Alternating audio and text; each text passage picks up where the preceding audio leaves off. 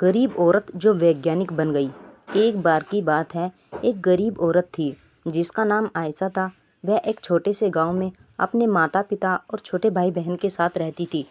उनके पिता एक किसान थे, लेकिन खेत बहुत उपजाऊ नहीं था और वो अक्सर किसी तरह का गुजारा करते थे। आयशा एक बुद्धिमान और जिज्ञासु लड़की थी। वह अपने आसपास की दुनिया के बारे में जानना पसंद करती थी।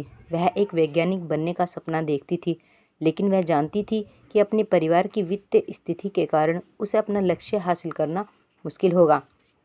एक दिन आयशा के पिता बीमार पड़ गए।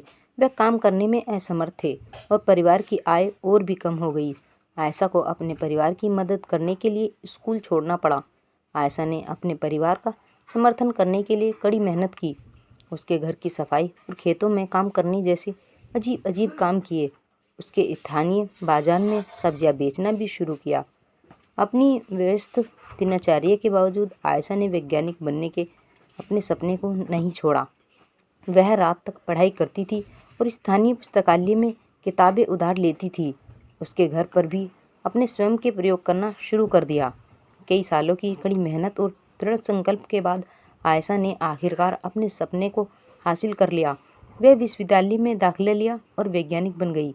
उन्होंने वैज्ञानिक के क्षेत्र में महत्वपूर्ण योगदान दिया। इस कहानी की सीख। आयशा की कहानी हम सभी के लिए एक प्रेरणा है।